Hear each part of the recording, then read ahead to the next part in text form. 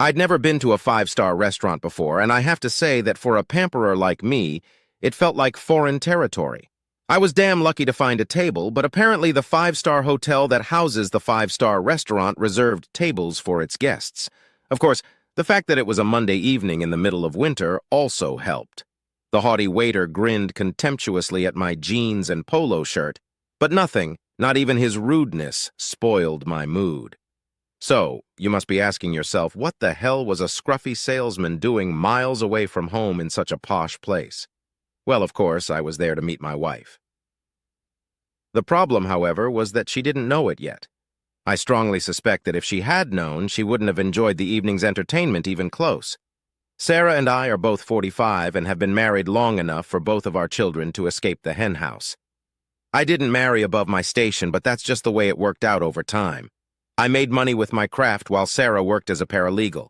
As a wedding gift, I paid for her to go back to school and get her law degree. She finished just in time to have our first child, an accidental pregnancy, then stayed home until our youngest was 10 before starting to practice her craft as the youngest lawyer at Peter Walker and Associates. Since then, she has remained a good and attentive mother and wife, slowly climbing her way up the corporate ladder, and was now a corporate law specialist at the same firm. A good and attentive wife and mother, that is, until the kids left home. As soon as our youngest flew out of the nest, Sarah, to my great disappointment, went headlong into her career, just when I thought we should take it easier and reconnect. I'm talking about the fact that she averages 4 late nights a week at the office and brings work home not only on weekdays but also on weekends. This has led to quite a few arguments, as you can imagine. Unsuccessful arguments that I kept losing. It turns out that Sarah really wanted to make partner before her 47th birthday, and my wishes seemed to mean nothing.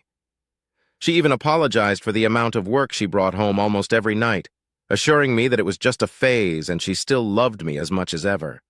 I'm certainly no mind-reading genius, but I believed her. At first I believed her when she said, "I'll be done with all this by 8, Dave.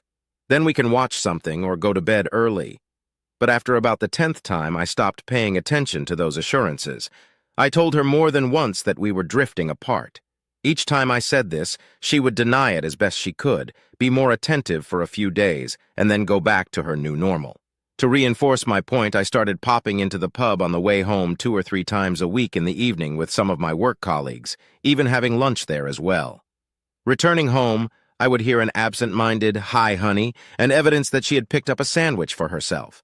Then she would dive back into her work. I then started going out on weekends when she was working from home. After a couple weeks not getting much response, I started just leaving the house without saying a word to her. She did have the nerve to reprimand me for being absent during dinner and missing a meal she had prepared. That was the first time I suggested we think about counseling. She got really pissed off, and at one point told me that we'd be as close as ever. She'd have tons of time once she got a partnership, and what a bastard I was for not supporting her career ambitions. Apparently, she's forgotten who paid for her to get her law degree in the first place. As if that wasn't enough, the next week her company had a Christmas party. After years of me trying to dodge attending and her begging me to go, this year demonstrated a complete change in attitude. I, wanting to reconnect with my wife, wanted to go. She advised me not to go. This was enough to make me suspicious of her motives, and so, obviously, I insisted on going. She reluctantly agreed. As usual, she laid out my best, only suit, then adjusted my collar and tie, lastly asking if I'd changed my mind.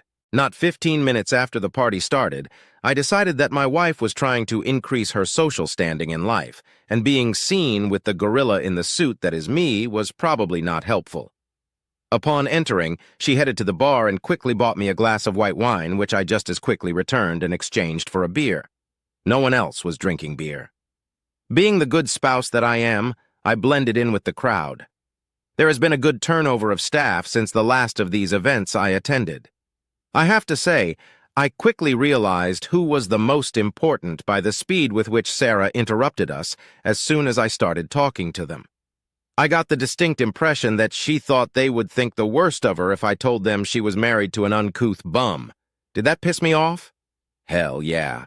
After all, because of my humble job, she graduated from freaking law school.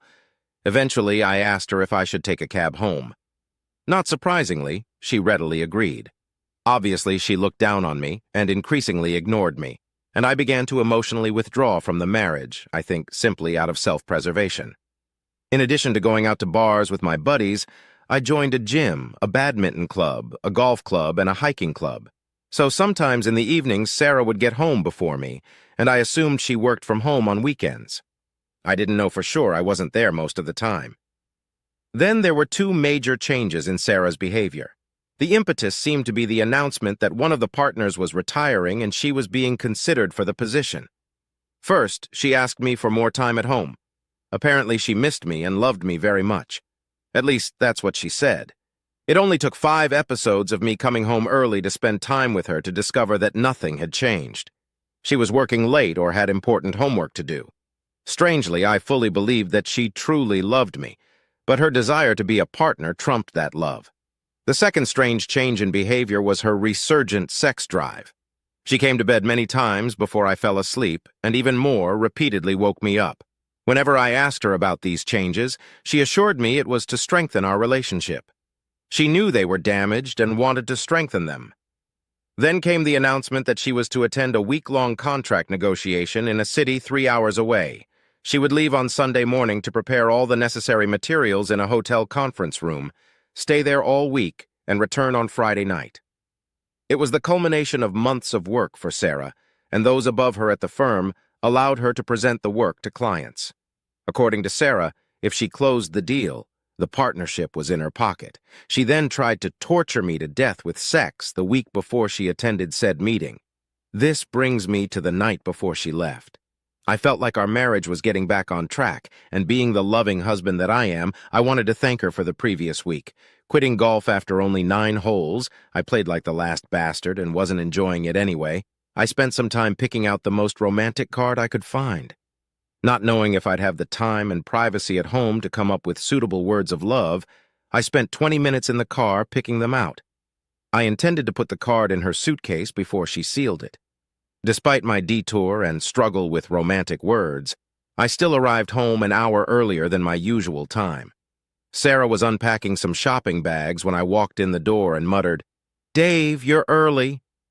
She looked a little flustered.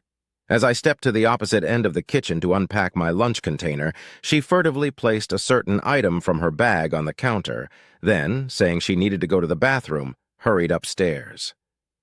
It was all very strange. 5 minutes later, she returned, placed the shopping bag on the table near the front door to carry to one of our cars. Entering the kitchen, she put her foot on the pedal of a garbage can with a hinged lid before carelessly tossing a crumpled piece of paper in there. Smiling, she came over and kissed me firmly on the lips before announcing that she'd be cooking something special for dinner, and then rushed off to her car to get something. I took advantage of her absence to retrieve a leaf from the trash can, slipped it into my pocket, and told her I was going upstairs to shower and change. The leaf, as it turned out, was the straw that broke the back of a once quite prosperous marriage. It had the name and logo of a discount drugstore chain printed on it. A receipt was wrapped in the sheet. What killed me was what was written on it. Trojan, regular 24-pack. My wife bought a 24-pack of condoms. Years ago, I had a vasectomy. My eyes could barely make out the drugstore product sign just below. Suddenly, I felt completely numb. I looked at my card, which I had intended to put in Sarah's suitcase, and felt nauseous at the words of love I had so carefully chosen. Shaking my head, I looked at Sarah's pre-packed suitcase on the bed. The top was closed, but not zipped. To hell with privacy. I pulled all the things out of the suitcase one by one, carefully. Plain underwear, a warm jacket, a business suit, 4 casual dresses of reasonable length that would be appropriate to wear away from my husband. The usual stuff, entirely appropriate for a business trip. But no condoms. None of the pockets have a back-zippered compartment, nor in the cosmetic bag, not yet fully packed. But they were in the inside pocket of the jacket, neatly folded in the middle of the stack, removed from the package and invisible to anyone not looking for them. In the same pocket was a thin package of Prevenar, which, judging by the fine print on the package, was a disposable morning-after pill. With shaky hands, I spread them out on the bed and took a quick picture before packing them back where I found them. Then, still more than a little dazed, I packed everything back into my suitcase before actually hopping in the shower. 24 fucking condoms. What kind of week had my wife planned? Did she plan to recruit a new soccer team every night? No, Sarah was not and never would be a promiscuous slut. But why the hell did she have 21 fucking morning after pills? Yes, condoms weren't 100% effective, and yes, accidents did happen. But surely if one condom broke, she would need one pill to save herself. Or if in the unlikely event she got pregnant, she could slip away and quietly terminate the pregnancy. She wasn't philosophically opposed to abortion. No, something else was going on here. Then, somehow, perhaps thanks to the constant stream of water pouring over my head, all the facts came together and I realized with certainty what was going on. She had been intending to sleep with someone, by the looks of it, for most of the week. She wasn't at all sure she could get her to wear condoms, so she had a backup plan for the morning after pill. This meant that whoever she intended to sleep with was in a more favorable position compared to her. Someone with good negotiating power to be able to make demands. I knew she intended to go on the trip with a couple of juniors from her team and Peter Walker, the senior partner. For a moment I thought she might use sex with someone from the client negotiation team, but very quickly dismissed the thought. Like I said, Sarah is not a slut. But what did she do if Peter Walker, a senior partner, waved a carrot in front of her? Told her that if she pulled this deal and gave him her body for a week, 20 years younger, the partnership would be hers. I wasn't sure our marriage could win that contest. Clearly the deal wasn't just for one night of betraying her virtue. It would have been a six-pack at most. What did Sarah do? I realized the choice she'd made by what I found in the suitcase. If I were a betting man, I'd say she'd made the decision about a month ago, and our resurgent sex life was intended both to make me stop questioning her behavior and as a handout to her conscience. So I benefited from her decision, too. Screw that. Jumping out of the shower and wiping myself dry, I carried my sleeping gear and laptop to the spare room. I sent a text to Sarah. I just threw up in the shower and I feel really bad. Don't want to make you sick before your big trip. I'm staying the night in the spare room. She responded by saying, I'm so sorry, dear, but thank you. Safely shutting her out, I pondered what to do. I was sure she hadn't cheated yet, but she was probably planning for the possibility. Once she did, we would be done. No, once she put her career before our marriage, we were already done. Her sleeping with someone else would just be the point of no return. She hasn't reached that point yet. I could go down and confront her face to face right now, and she would undoubtedly call the whole thing off. But that wouldn't answer anything. Nothing should be decided for her. I should let her go and see if she has dissolved the marriage or not. I did some research, booked a hotel, and then, oddly enough, fell asleep. I intentionally stayed in the room until Sarah left in her car to go to the hotel. When I got out of there, I found a nice note wishing her a speedy recovery and assuring her of my eternal love. Yeah, that's right. I pulled some stuff out of the hall closet, stuff from the kids' childhoods that we never threw away, then followed Sarah's route, an hour and a half behind her. I stopped halfway through to buy a couple of plain t-shirts. Putting one of the shirts on in the hotel parking lot, I used the rear-view mirror to put on a false mustache from an old childhood makeover box and a baseball cap I hadn't worn in years. After checking in, I asked if Mrs. Sarah Brown had checked in, but was told there was no such reservation. But after a little further investigation, they confirmed that one Mr. Peter Walker had checked in. Isn't it disgusting when you're right? I headed for the elevators when one of them opened, and Sarah, accompanied by Peter Walker himself, stepped out of the elevator. I bowed my head and followed them at a respectful distance to what turned out to be a conference room on the first floor. Sarah was carrying a bag with a laptop, Walker a box of what I assumed were presentation materials. Walker unlocked the door with his key, and they both stepped inside. As I passed the door, I noticed that he had left the key in the lock. I put it in my pocket, then went back inside, settled into a comfortable chair in the lobby, and waited. And indeed, an hour and a half later, they came to the front desk and got another key before disappearing into the elevator again. I gave them a 5-minute head start, and then carried my bag to my room. While I was there, Sarah called me, asked how I was doing, expressed disappointment that I was still sick, and then hung up, assuring me that she loved me. It didn't quite fit that 47 minutes later, she walked past me in the lobby, arm in arm with her boss, heading to the swankiest of the hotel's 2 restaurants, wearing a dress far sexier than the 4 I'd seen in her suitcase. I just sat there, hoping against all odds that Sarah wouldn't carry out her plan and ruin our marriage. My hopes crumbled an hour and 37 minutes later when they reappeared. Sarah was leaning on him and walking with a slightly unsteady gait. She always got drunk quickly. They entered the elevator, and just before the doors closed, she leaned over and kissed him on the lips, all discreetly captured by my phone's zoom lens. It looked like she was trying to pretend to herself that it wasn't as messy a business arrangement as it really was. I went to the hotel bar and drank alone to the dissolution of my marriage.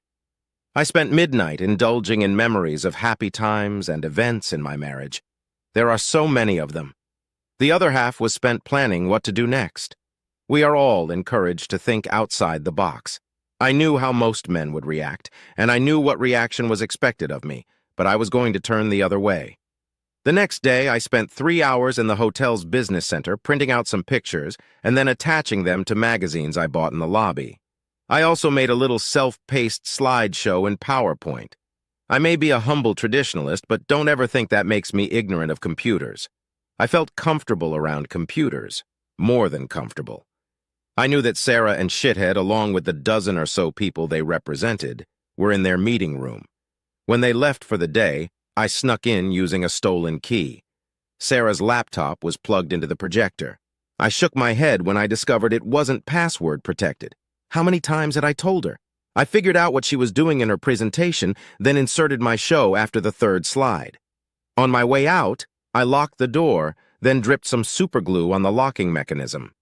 I then went back to my room, gathered my props, put on my best clothes, freshened up my disguise, and went back down to the lobby to wait.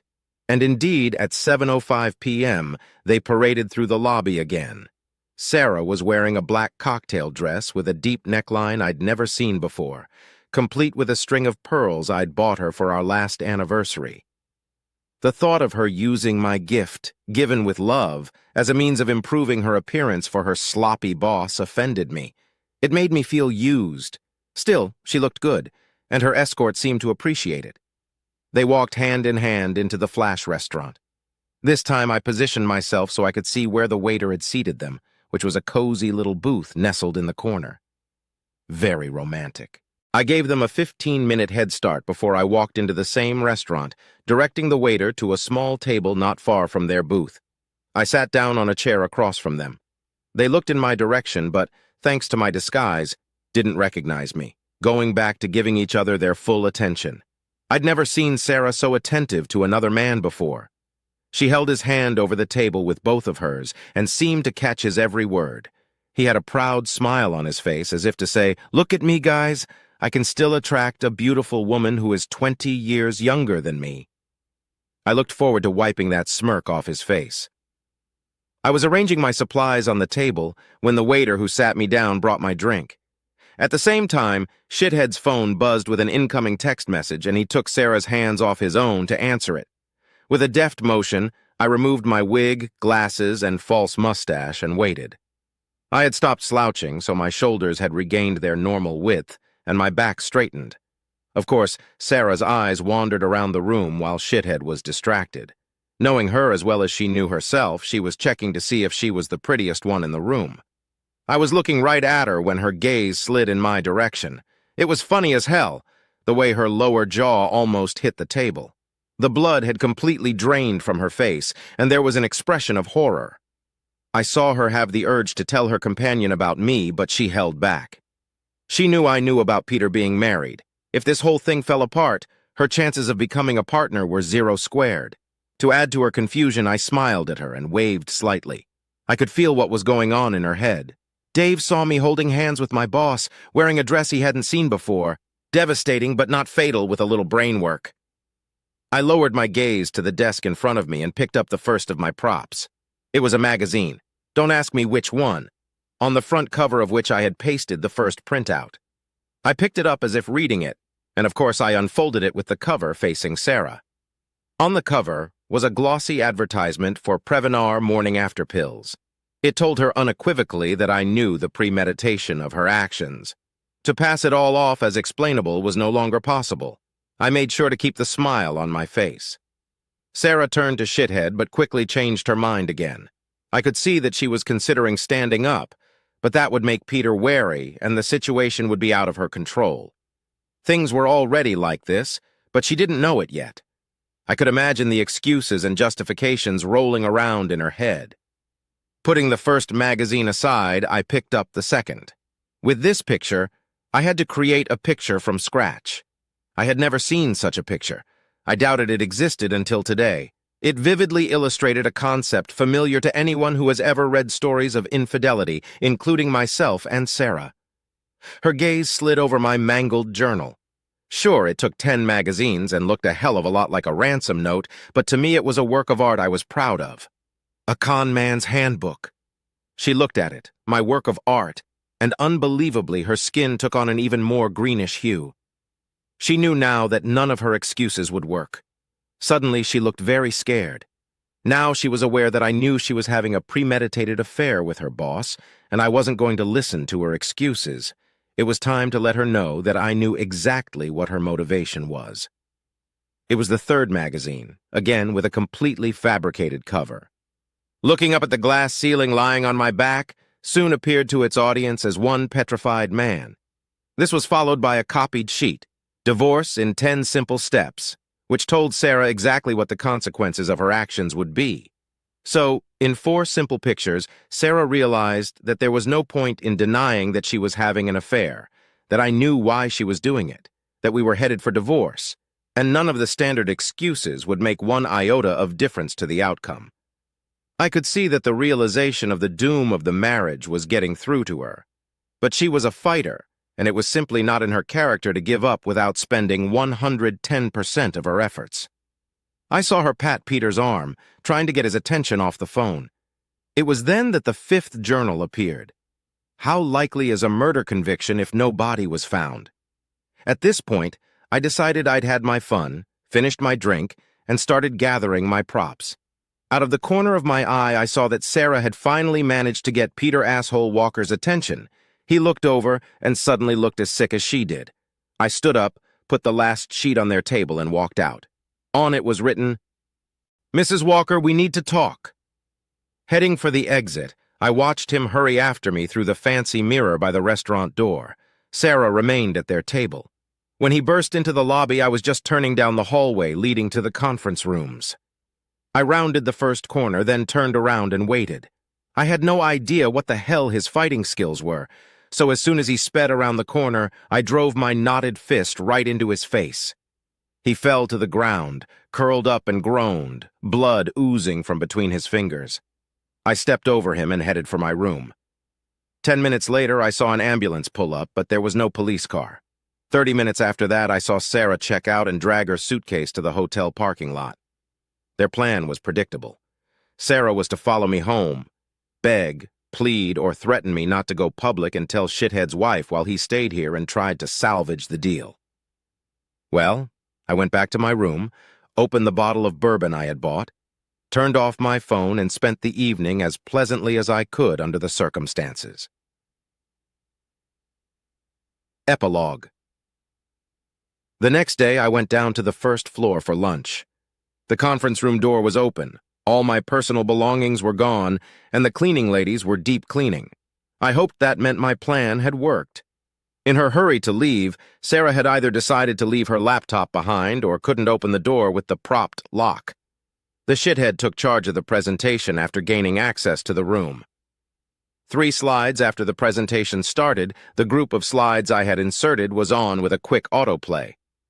The first slide was a picture of Sarah and Peter kissing in an elevator 2 nights earlier, captioned "Sarah and Peter."